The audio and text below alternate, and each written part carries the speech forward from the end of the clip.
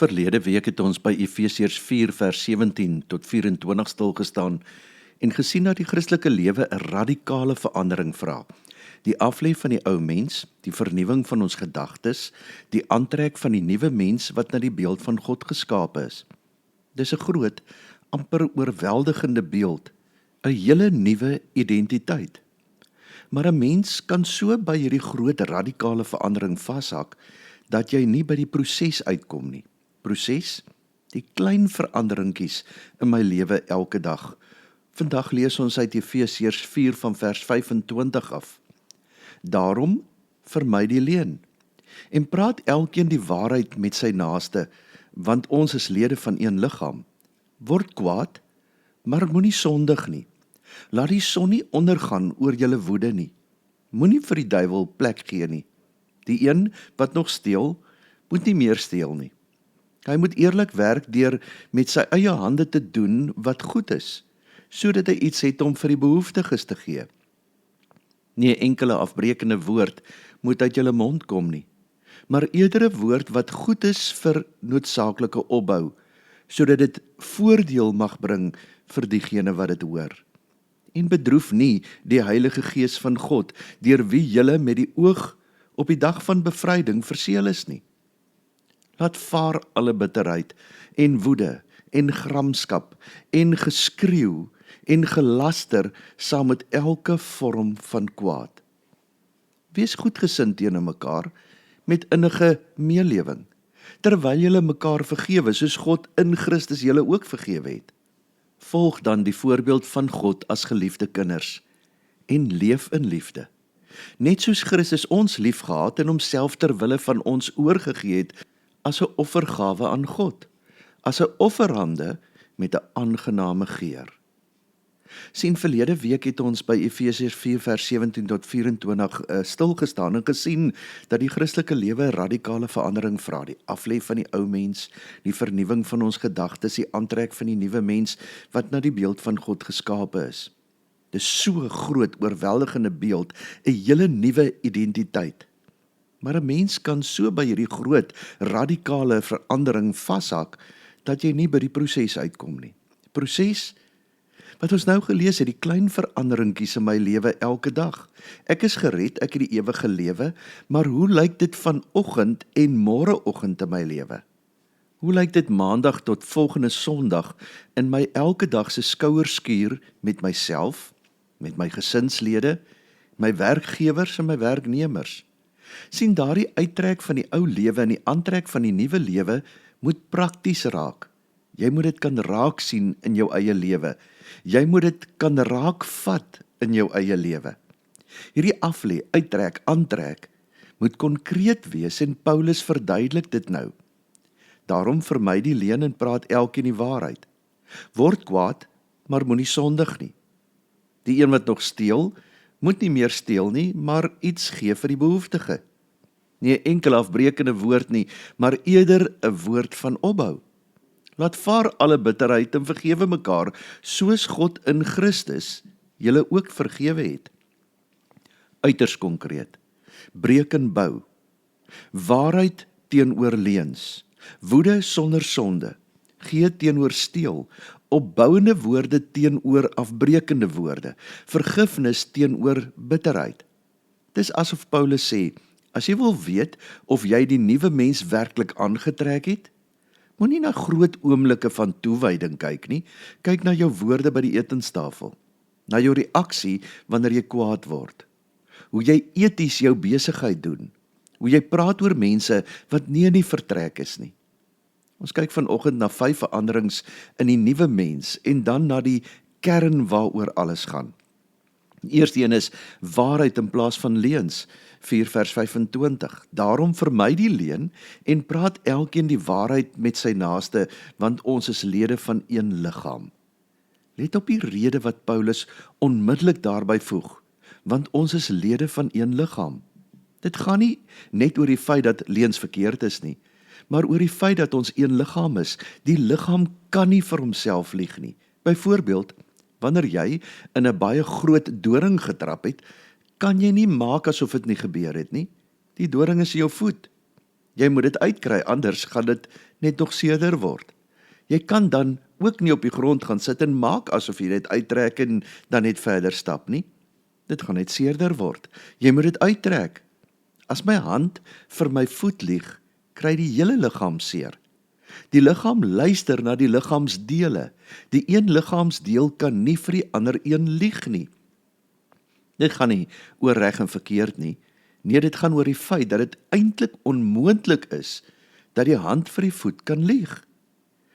Elke leen in die liggaam van Christus is nie net 'n private oortreding nie, dit beskadig die liggaam waaraan ons almal behoort.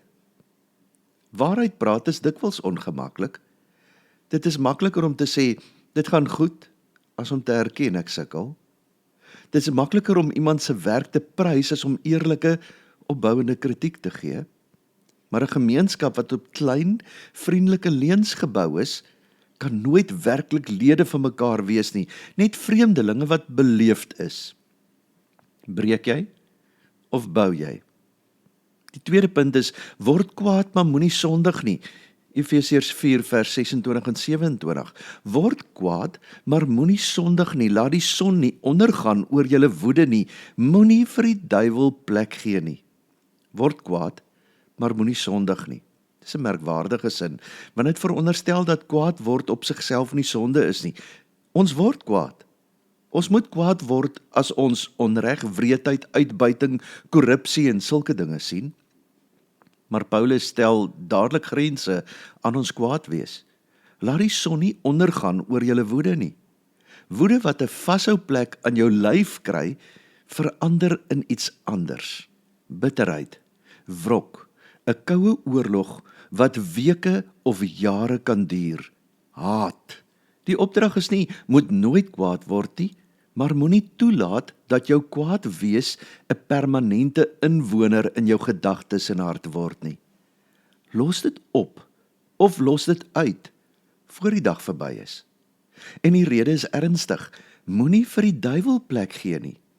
Onopgeloste woede is nie net emosioneel ongesond nie, dit is 'n oop deur wat die vyand gebruik om verdeeldheid, bitterheid en verwoesting in verhoudinge en tussen mense te bring. Is daar iemand vir wie jy al vir dae, weke of selfs jare kwaad is? Miskien moet jy hierdie week gebruik om dit neer te sit. Moenie toelaat dat die son weer ondergaan oor jou woede nie. Gee dit vir die Here. Maak hulle los van jou skouers af. Breek jy of bou jy? Die derde punt is gee in plaas van steel. Efesiërs 4 vers 28. Die een wat nog steel, moet nie meer steel nie. Hy moet eerder werk deur met sy eie hande te doen wat goed is, sodat hy iets het om vir die behoeftige te gee. Luister mooi. Dis interessant dat Paulus nie net sê moenie meer steel nie. Hy gee volledige heroriëntasie van neem na gee. Van wat kan ek vir myself kry na wat kan ek vir 'n ander wat nodig het gee? Die doel van eerlike etiese werk is nie net om 'n salaris te kry om van te leef nie, dit is ook sodat jy iets het om vir die behoeftige te gee. Sien, dis 'n radikale omkering van rigting. Die hande wat eers geneem het, word nou die hande wat gee. Dit geld nie net vir letterlike diefstal nie, dit sluit in onetiese, oneerlike besigheidspraktyke, of enigiets wat op oneerlike wins gemik is eerder as op eerlike bydra. Breek jy of bou jy? Die vierde ding, opbouende woorde in plaas van afbreekende woorde, Efesiërs 4 vers 29 tot 30. Nie 'n enkele afbreekende woord moet uit julle mond kom nie, maar eerder 'n woord wat goed is vir noodsaaklike opbou, sodat dit voordeel mag bring vir diegene wat dit hoor.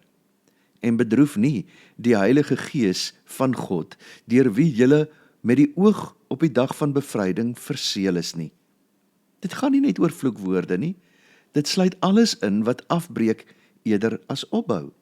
Afbrekende sarkasme, wat vermom is as humor, skinderpraatjies, kritiek sonder liefde, woorde wat gesê word om seer te maak, woorde wat mense se waarde wegneem. Let op die standaard wat Paulus stel. Nie net moenie 'n enkele afbreekende woord sê nie, maar jy moet woorde sê wat goed is vir noodsaaklike opbou, volgens die behoefte van die oomblik. Woorde wat pas by wat die ander persoon op daardie oomblik werklik nodig het. Dink voor jy praat. Jakobus 3 vers 8 stel dit baie hard. Maar geen mens kan die tong tem nie. Dit is 'n onbestendige kwaad vol dodelike gif. Om die regte goed op die regte tyd te sê, vra wysheid en insig. Nie net woorde wat jy direk in iemand se gesig sê nie, maar ook woorde wat jy van hom sê wat hy nie hoor nie. En natuurlik ook woorde wat jy vir iemand op WhatsApp skryf of wat jy oor iemand anders skryf. Maar hoor wat Paulus verder sê oor jou opbouende of afbrekende woorde. En bedroef nie die Heilige Gees van God, deur wie julle met die oog op die dag van bevryding verseël is nie. Ons woorde raak nie net mense nie. Dit bedroef ook die Heilige Gees wat in ons woon. Die Gees wat in jou woon is nie 'n onpersoonlike krag waarteen ons sondig nie, maar 'n persoon wat treur wanneer ons met ons woorde ander seermaak. Treur die Heilige Gees oor hoe jy jou woorde gebruik? Breek jy of bou jy? Die 5de een, vergifnis in plaas van bitterheid. Efesiërs 4 vers 31 en 32. Laat vaar alle bitterheid en woede en gramskap en geskreeu en gelaster saam met elke vorm van kwaad. Wees goedgesind teenoor mekaar met innige meelewing terwyl julle mekaar vergewe, soos God in Christus julle ook vergewe het. Paulus stapel nou 6 woorde op mekaar wat almal aaneengevleg is. Bitterheid en woede en gramskap en geskreeu en gelaster en elke vorm van kwaad. Julle ken mos die lewensiklus van die skoenlapper, nê? Dis die eiers, dis die wurm, dis die papie en dan die skoenlapper. Nou net so is bitterheid en woede en gramskap en geskreeu en gelaster en elke vorm van kwaad die volle lewensiklus van onopgeloste konflik. Dit is die volle lewensiklus van onopgeloste konflik. Dit begin as bitterheid, daai stille wortel. En dit groei tot woede, die vlam wat brand in jou. En dit bars uit in gramskap, intense brandende woede en haat. En dan kan jy nie meer praat nie, nee, dan borrel jou woorde soos jou binneste uit in 'n geskreeu. En om dit nog harder en duideliker te maak, kom daardie woorde uit saam met 'n gevloek en 'n gelaster. En die uiteinde? Die persoon verloor sy of haar filters totaal en al en dit bars uit in alle moontlike vorms van kwaad en sonde, ja uiteindelik boosheid self. Sien jy die gesig van Kain toe hy sy broer doodgeslaan het, stikkend geslaan het, vermorsel het in haat en woede? Sien jy Kain se gesig in hoe jy soms lyk en optree? Bou jy of breek jy? Maar Paulus laat nie alles in die lig hang nie. Paulus wys ook vir ons 'n ander moontlikheid. Vers 32. Wees goedgesind teenoor mekaar met innige meelewing, terwyl julle mekaar vergewe, soos God in Christus julle ook vergewe het. En let waarop hierdie vergifnis gegrond is. Soos God in Christus julle ook vergewe het. Dit is nie vergewe omdat dit die regte ding is om te doen nie. Dit is vergewe omdat jy self, sonder dat jy dit verdien het, deur God vergewe is. Die maatstaf en die motivering vir ons vergifnis is nie ons eie goedheid nie, maar wat ons in Christus ontvang het. Bou jy of breek jy? En dan kom ons by die hoogtepunt van Efesiërs in Efesiërs 5 vers 1 en 2. Volg dan die voorbeeld van God as geliefde kinders en leef in liefde, net soos Christus ons liefgehad en homself ter wille van ons oorgegee het as 'n offergawe aan God, as 'n offerande met 'n aangename geur. Die hoogtepunt, volg God se voorbeeld, leef in liefde. Dis die woorde wat alles saambind. Volg dan die voorbeeld van God as geliefde kinders en leef in liefde, net soos Christus ons liefgehad en homself ter wille van ons oorgegee het. Hoe volg ons God se voorbeeld? Daarom vermy die leuen en praat elkeen die waarheid. Word kwaad, maar moenie sondig nie. Die een wat nog steel, moenie meer steel nie, maar iets gee vir die behoeftige. Nie 'n enkele afbreekende woord nie, maar eerder 'n woord vir opbou. Laat vaar alle bitterheid en vergewe mekaar, soos God in Christus julle ook vergewe het. Volg dan die voorbeeld van God as geliefde kinders. Nie volg God se voorbeeld sodat hy jou sal lief hê nie, maar volg God se voorbeeld omdat jy reeds sy geliefde kind is. Navolging vloei uit identiteit, nie andersom nie. 'n Kind leef nie soos sy of haar pa of ma om aanvaar te word nie. Die kind doen dit natuurlik omdat hy of sy hulle voorbeeld volg. Jy is God se kind. Volg dan God se voorbeeld. Ons verander deur die klein dingetjies wat ons doen. Bou jy of breek jy? Amen. Weet jy dit nie? Het jy dit nie gehoor nie? 'n Ewige God is die Here, skepper van die eindes van die aarde. Hy word nie moeg nie, hy raak nie afgemat nie, ondeurgrondelik is sy insig. Dit is hy wat vermoeides krag gee, wat lewenskrag vermeerder vir die wat geen vermoëns het nie.